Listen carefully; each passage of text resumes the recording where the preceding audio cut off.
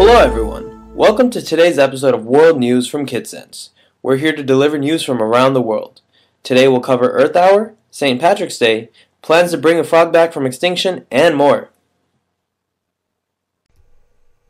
Hi. First up, hundreds of millions of people in thousands of cities around the world participated in Earth Hour on March 23rd.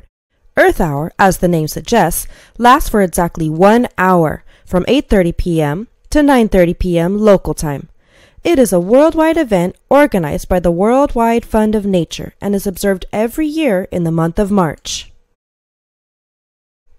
It encourages households and businesses to turn off their lights for 1 hour to raise awareness about the need to take action on climate change. The event, led by WWF, first took place in 2007 in Sydney, Australia. This event saw 2.2 million people participate in it simply by turning off their lights. Following Sydney's lead, many other cities around the world adopted Earth Hour, and now more than 150 countries across the world participate.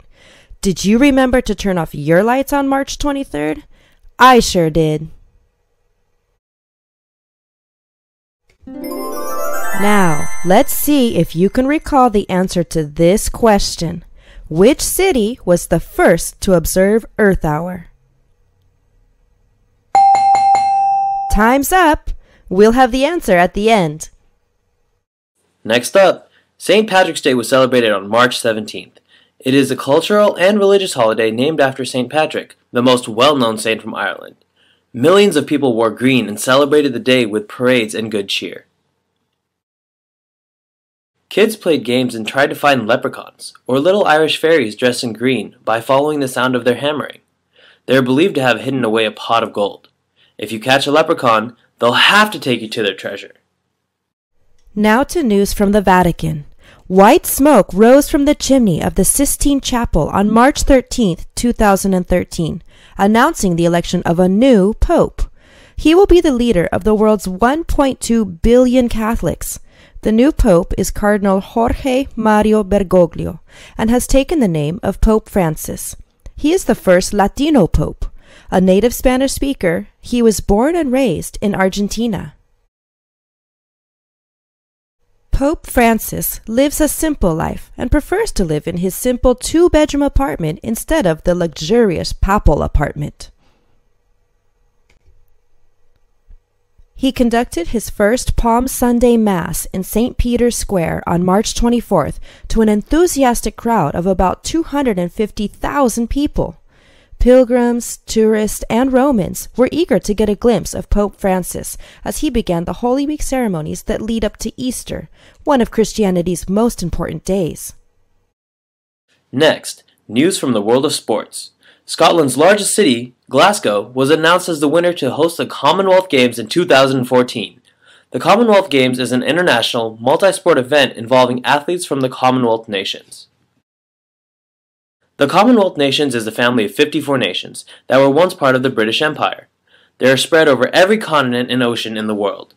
71 teams participate from the 54 nations and the other British territories in these games.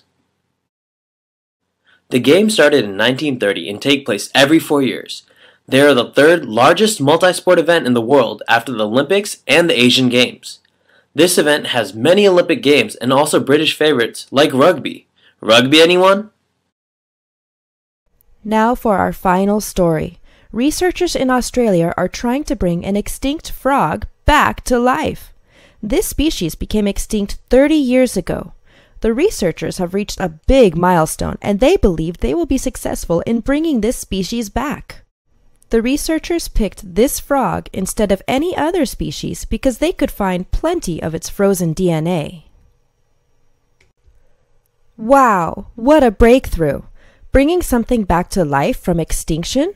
Can you imagine what it would be like to have a real Jurassic Park with dinosaurs back to life? Sorry, dino fans. This can't happen because there's no live dino DNA. Aww. Do you want to know more about this frog? It's called Rheobatrachus silus. It's slimy and can live on water and land just like any other frog. A unique thing about this frog, though, is that it swallows its eggs and keeps them warm in its stomach until they hatch. Then it vomits out the baby frogs after the eggs hatch. Ew! That's quite gross. And before we end our newscast today, I'd like to give you the answer to our quiz. The answer is Sydney. Sydney was the first city to start observing Earth Hour. And with that, we come to the end of this edition of World News Today. See you again next time. Bye.